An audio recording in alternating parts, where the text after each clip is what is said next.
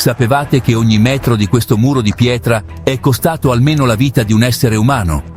Tutti vedono questo muro. La sua immensità, distesa tra montagne e vallate, è un simbolo eterno di una civiltà antica.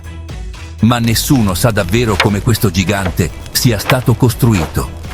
Il vento freddo delle montagne che scivola tra le pietre e il silenzio pesante che domina queste alture sono gli unici testimoni della verità. Questo non è un semplice monumento, è un cimitero epico. Una cicatrice immensa sul corpo della terra, che ha impiegato più di 2000 anni per essere saturata di sangue, sudore e ossa. Oggi superiamo i confini delle leggende per raggiungere la verità viva, la storia definitiva della grande muraglia cinese. Per capire la muraglia, bisogna tornare alle radici del terrore. Questa storia inizia nel VII secolo a.C., addirittura prima della nascita di un impero unificato. La Cina era allora un insieme di città-stato in conflitto e le battaglie non avvenivano solo tra loro, ma anche contro un nemico eterno del nord. Perché un sacrificio così immenso? La ragione era semplice e ripetuta: la paura delle tribù nomadi del nord, dei cavalieri instancabili. I piccoli regni del sud volevano proteggersi dalle incursioni continue, soprattutto dagli Xiongnu, Huns. Questi guerrieri veloci e feroci potevano attaccare, saccheggiare e scomparire prima ancora che arrivassero i rinforzi. La muraglia, nella sua forma primitiva, era la risposta grezza e disperata alla velocità e brutalità del nemico. In realtà, la grande muraglia non nacque in una notte. Fu la fusione di molte linee difensive costruite dalle dinastie più forti e ambiziose della storia cinese. All'inizio non esisteva alcuna grandezza in pietra. La forza della muraglia risiedeva nella sua semplicità. Le prime strutture, costruite da regni separati come Yan, Zhao e Qin, erano fatte principalmente di terra battuta, rammed earth, legno e canne. La tecnica della terra battuta era un lavoro estenuante che richiedeva pura forza fisica. Strati di terra, sabbia e ghiaia venivano ammassati e compressi con pesanti mazze di legno fino a raggiungere una solidità quasi pari alla pietra. Può sembrare primitivo, ma questo metodo ha garantito una durata millenaria. Queste mura erano temporanee e locali, semplici baluardi contro predoni improvvisi. Erano la prima linea difensiva di una civiltà in cerca di sopravvivenza. Ma nel 221 a.C. tutto cambiò. Qin Shi Huang, il primo imperatore della Cina, unificò il paese con ferro e sangue. Non era soddisfatto di mura frammentate e regionali.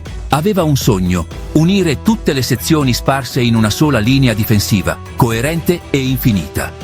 Fu durante la dinastia Qin che nacque il progetto della Grande Muraglia, e con esso un incubo umano di proporzioni nazionali. Milioni di contadini, soldati e prigionieri furono costretti ai lavori forzati. I soldati divennero lavoratori e i lavoratori divennero parte della struttura.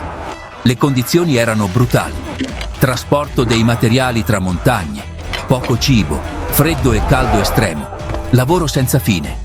Molte fonti storiche narrano che i lavoratori morti venivano semplicemente sepolti sotto i terrapieni per diventare parte del muro stesso.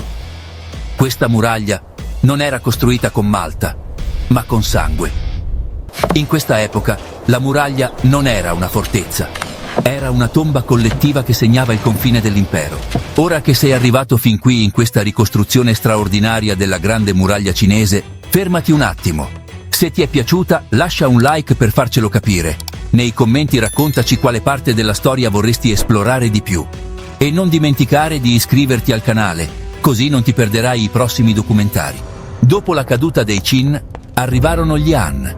Imparando dagli errori del passato, compresero che la muraglia non doveva essere solo una barriera fisica, ma una rete militare intelligente e dinamica.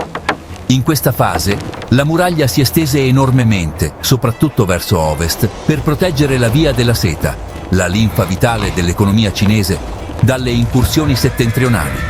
I materiali passarono gradualmente alla pietra e ai mattoni cotti, dando alla struttura una forma più solida e sofisticata. Torri di guardia e fortificazioni apparvero a intervalli regolari. Queste torri non erano solo punti di riposo, ma un sistema di comunicazione rapidissimo. Segnali di fumo di giorno e fuochi di notte, che potevano trasmettere un allarme per centinaia di chilometri in poche ore. La muraglia divenne un'autostrada militare viva e un sistema di allerta precoce. Ciò che oggi riconosciamo come la Grande Muraglia è in gran parte l'opera della dinastia Ming, XIV-XVII secolo. Dopo sconfitte pesanti e umilianti contro i mongoli, gli imperatori Ming decisero di fortificare il confine una volta per tutte. Utilizzarono miliardi di mattoni cotti di alta qualità e blocchi di granito per ricostruire e rinforzare le sezioni antiche. Qui, l'ingegneria cinese raggiunse il suo apice. La muraglia Ming divenne più grande, più bella e più complessa, con fortezze, enormi passaggi militari come Shanhaiguan e sistemi di drenaggio avanzati per gestire pioggia e neve. Non era solo una difesa, era una dichiarazione di potere che diceva al nemico: questo confine non lo supererai mai. Fu l'ultimo e più grandioso respiro dell'ingegneria militare antica. Anche se oggi ammiriamo la grandezza della muraglia, non dobbiamo dimenticare il suo prezzo umano devastante. È stata chiamata il cimitero più lungo del mondo. Si stima che più di 1 milione di persone siano morte durante le varie fasi della sua costruzione. Non morirono in battaglia, ma per sfinimento, malattie, fame o cadute dai pendii. Le loro vite erano considerate sacrificabili. Immaginate di dover trasportare pietre di diverse tonnellate per chilometri su montagne irregolari, tra vento gelido e caldo soffocante, senza strumenti moderni. Questo non era un progetto architettonico, era un sacrificio nazionale firmato con il sangue di milioni di persone senza nome. La verità brutale è questa: la colonna vertebrale della Grande Muraglia è fatta delle ossa del suo popolo. Alla fine, la Grande Muraglia raggiunse il suo scopo. Forse non fermò ogni invasione, ma definì la frontiera culturale tra il sud agricolo e il nord nomade per migliaia di anni. Questa gigantesca struttura modellò l'identità della Cina e dei territori circostanti. Ci ricorda che quando una nazione si unisce con tutta la sua forza, nel bene e nel male, il risultato può sopravvivere al tempo. Questo non è un semplice muro, è la storia scritta con mattoni e pietra, e ogni metro è stato pagato con un prezzo umano incalcolabile. Cosa ne pensate?